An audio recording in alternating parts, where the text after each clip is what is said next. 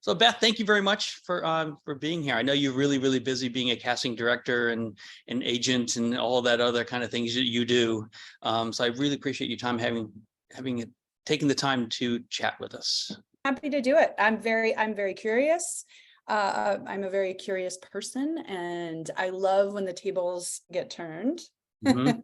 and we get to interview the people behind the scenes and behind the camera. What drew you to photography in the first place?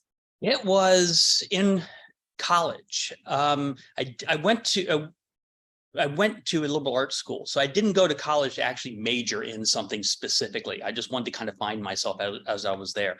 I went to school, played soccer, and found photography in between my sophomore and junior year of college. I took a course in it over the summer and just loved it because I'm the type of person to ask a lot of questions. Like you said, you're a curious person. And I think that's what kind of drives us into the field where we are. We're people basically, or whatever you want to call it. And I grew up all over the world. My dad worked for the Foreign Service, so grew up traveling from place to place every 4 or 5 years. And I would have to, when I went to a new place, the only way I could really kind of acclimate to that place is ask questions. And photography allowed me to do that. Now I can ask questions that, who are you? What's behind the facade of a person? What makes that person tick? And try to get into that. And I really enjoyed that. So I majored in art history and with a concentration in photography. And who do you take portraits of? Everybody and anybody. It can be anything from a 9-month-old to 103. I mean, it really doesn't matter. It is corporate. I do commercial advertising, editorial, and corporate photography. So it ranges from lawyers to kids. I've done shoots for Animal Planet, Puppy Bowl. You happen to specialize in people and portraits. Why? Like I mentioned, I've always liked asking questions, and that was the way I found it more. It was more appealing to me to be face to face with a person than be out and shoot an inanimate object on a table. Something I can actually interact with and have a conversation with and kind of learn something about. I really would love to know. You've been called the Portrait Whisperer. Yes. How did you earn that title? That was an article written 6 years ago, I think it was, or so. The Professional Photographers of America, they have a magazine called Professional Photographers, and they contacted me and they said they would love to do an article and about my photography. The term anything whisperer infers some sort of almost like a sixth sense or an ability. Yeah, well, it goes back to asking questions, and I think it is a lot of reading someone without talking to them first, like how they walk into a room and how they interact with you, or how they interact with everybody around them, and within the space that you've provided for them. How do they interact with that before they even open up their mouth? Do they look shy? Do they look uncomfortable? Are they happy? Are they walking around talking to other people right away and engaging? So at that point I know how to engage with them. I can be funny and jovial back to them, or I can be a little bit more reserved, make them feel a little bit more at ease. Take some time, take 45 seconds to a minute and a half, and kind of let them warm up to me and the space that we're in. Overall, do you find that some of those first shots are really great?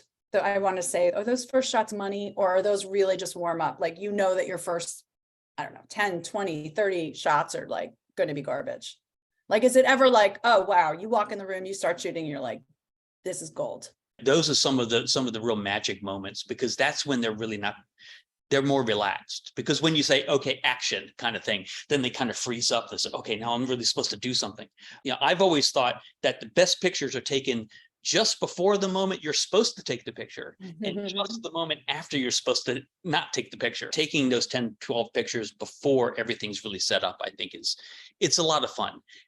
And they get to see the images, and they'll look at the image, because we shoot tethered to the computer mostly. No matter what shoot I'm on, it's not just a redhead shoot.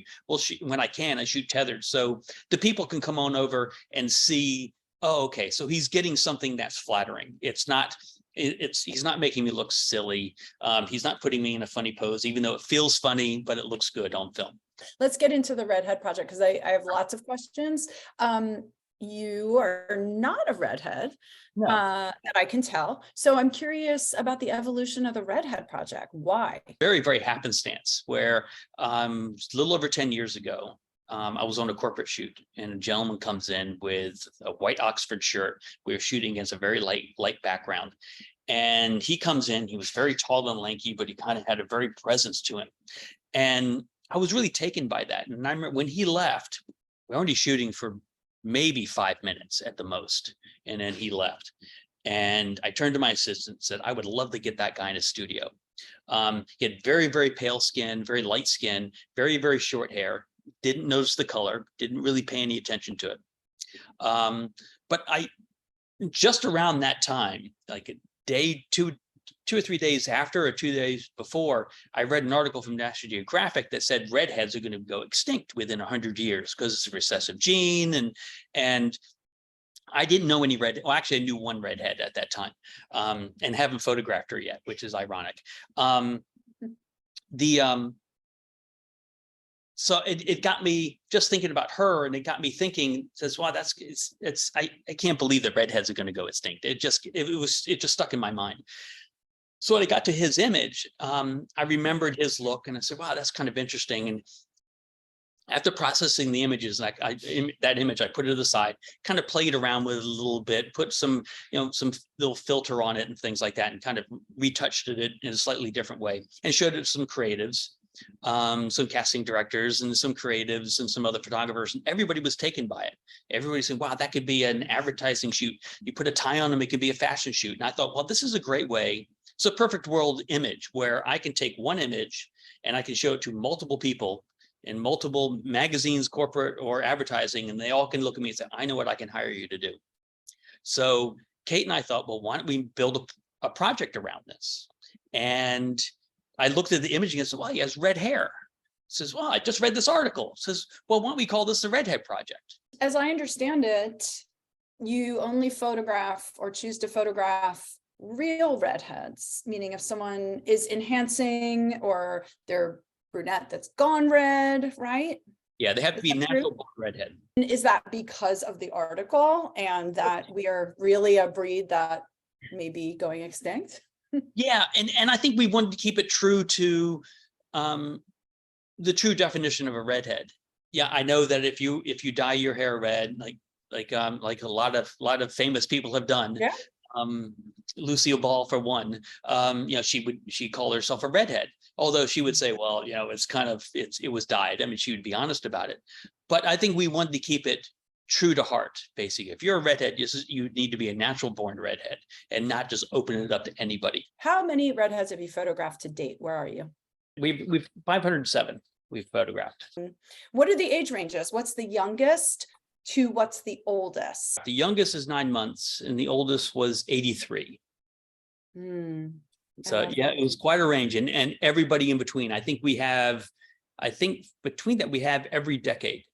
Where have you been in person? Has it only been in New York? And how has it expanded geographically now with a virtual project? We're based in New York. So most of the photographs have been in New York. Most of the people that we photographed in person have been in New York. We've photographed all up and down the East Coast.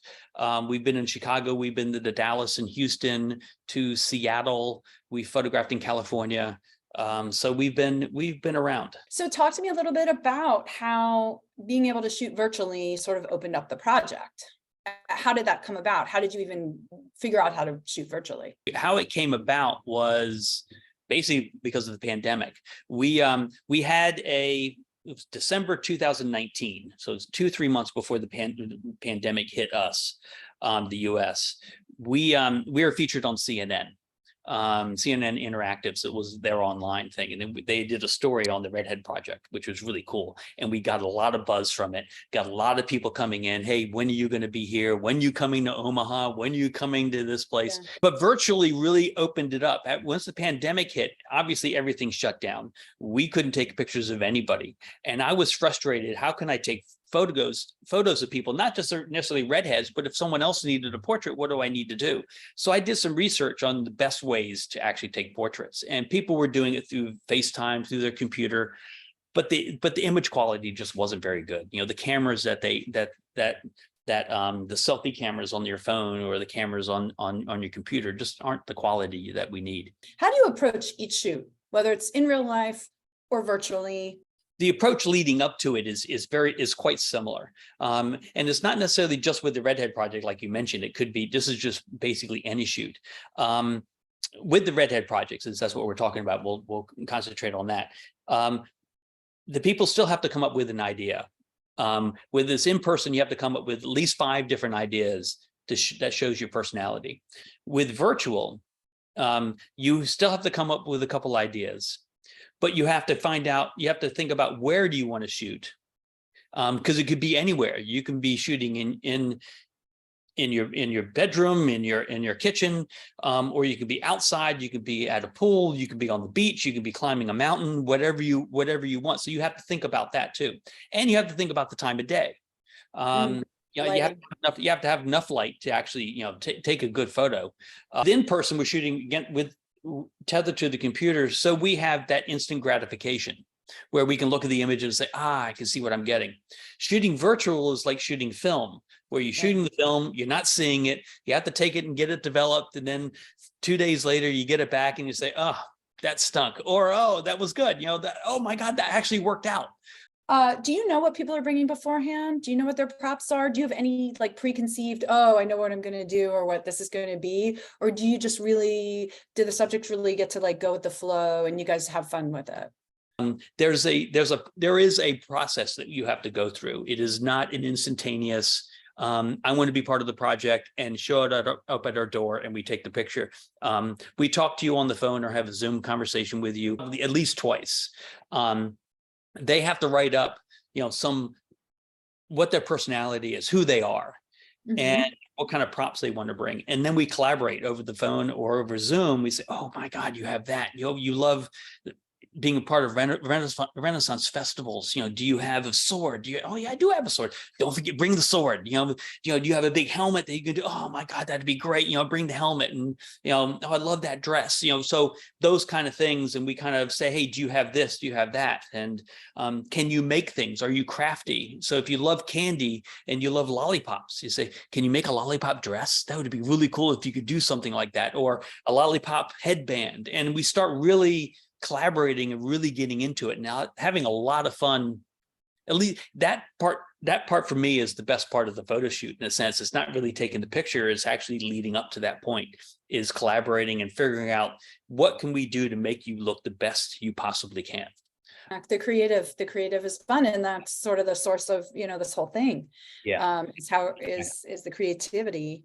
Yeah. Do you have a memorable? I mean, they're probably all memorable, right? Because there's all different props and situations. Who's my favorite daughter kind of thing? Who's my favorite? Yeah, no, I know you can't choose a favorite. So, but just something that comes to mind: messiest, craziest. Oh, the power went out, but we still did this with candles. I don't know. Is there anything like that? We like getting quirky. We like pushing the envelope just a little bit, balance things on your head. Or you like peanut butter, show me how much you like peanut butter. Where we'll have, the girl would put some peanut butter on her bread because she was an athlete. So what is your go-to food before you actually run? So it's things like that we'll ask, what's your go-to food? Says, well, I like peanut butter and, on some bread. Okay, bring bread and bring peanut butter. And I don't really tell them what we're going to do with it, but I do preface everything. So, we get quirky with this, right? And we're talking to the mom too. And they said, yeah, we know that. So she'll put on the, the peanut butter, and she'll just put a little bit of peanut butter on. I go, no. Come on. You like peanut butter, right? Just really slather it on. So we'll put, this much butter on there, and then say, just how much do you like it? Just kind of bite into it. It says, okay, now smush it into your face. And she'll look at me with some big wide eyes. And then she's looking at me, and then she's looking at her mom. She's looking at me, then looking at her mom, and her mom's going, do it. Go ahead, do it. And she goes, oh. And, they end up loving it because when they look at the pictures, they look at it and they go, oh, that's fun. Oh, that's great. Oh, I really fun. love doing that. Like, who doesn't want to stick their face, or throw a Yeah. pie, Yeah, exactly. There's one girl in Chicago that we photographed, a little girl. She was there with her sister. They were both redheads. And I've told this story to numerous people because she's one of my favorites. But she came in, one of her things that when we talked to her, she liked ranch dressing. I said, great, maybe bring a big bottle of it. And so she comes to the shoot with her parents, and they're unloading everything. And she has a huge jar, a jug, one of these Costco-sized jugs of ranch dressing. And I said, oh, great, you brought the ranch dressing. And she looks at me and crosses her arms and says, I'm not putting it on my head. And I said, oh, whatever you want to do. So she went through the whole shoot. Really, really, a lot of cute things. She was kissing a frog, and she was dressing up with heart sunglasses, and really cute. And we get to the point with the ranch dressing, and they brought a couple straws. And so she was sipping it out of the straw, which is kind of gross, but still funny. And so she, I think her father said, or someone said, so you're going to pour it on her head? She goes, no, I'm not going to do that. I am not going to do that. And her father she's sitting in a chair, and her father knelt down in front of her and said, so honey, we talked about this, that you said you wanted to do this. She goes, I know, but I really don't want to do it now. And the father said, so when am I ever going to give you permission to pour ranch dressing all over your head? And she goes, probably never. And says, so this is kind of like a once in a lifetime thing, isn't it? And she goes, yeah. He says, so what do you think? She goes, okay, but I'm pouring it on my own head. No one else is going to do it. So we have pictures of her doing this, and the looks on her face, it's just, expressions must be great. Oh, it's just fantastic. And at the end, we were photographing in a suite. So we had obviously had a shower in the bathtub. So she was in there taking a shower, and her father comes back out, and it says, Lila Rose looked at me and says, that was fun. I'm really glad I did that. Another girl, Marlo, who we photographed here in New York, that was very, very shy going into this. And she loved ice cream. So she had an ice cream cone. And she was saying, smush it into your face a little bit and show me how much you like it. And she had little sprinkles on top, and she was kind of just dabbing it in there. And her father was going, oh, come on, Marlo, you can do better than that. And she was doing this, and all of a sudden she's just laughing and just smiling and, smushing it all over herself and just really getting into it and having fun. And then when you look at the images, they really start laughing, and they really think this is just a blast. What have you learned about redheads? They own their red hair, and they know that they're unique, and they own it. And I'm just going to read something here because this is the best way to put it. Redheads are very passionate about showing their individuality. Whether or not they grew up loving or resenting their red hair, they have to learn to live with it and embrace that distinction. And they defy assumptions, which I think is what this project is really all about, is that showing that. And we didn't really start this way. I didn't really start taking pictures of redheads to show, hey, they're more than their red hair. But this is where it's really grown, in the community that we've kind of built here, is to show that redheads are more than their red hair. It's not just, when you walk down the street, people say, oh, I love your red hair. Oh, you have red hair. It says, I am a nice person too, and, I'm probably pretty fun to hang out with too, but it's not just the red hair. So I wanted to show that, you guys have a personality, and you're more than your red hair. And the red hair is just a nice feature that everybody else gets to see. But I get to pull out, I get to pull out the mystery behind the red hair. I get to show everybody else who you really are. When I have a camera in my hand, I can really be inquisitive and really talk to people. And I think that's what I really love about photography. It's not necessarily, I love taking the picture. I love processing it. I love putting it in Photoshop and kind of retouching and doing some things like that. But what I really love is the process leading up to actually taking the picture. I think that's what I find absolutely fascinating.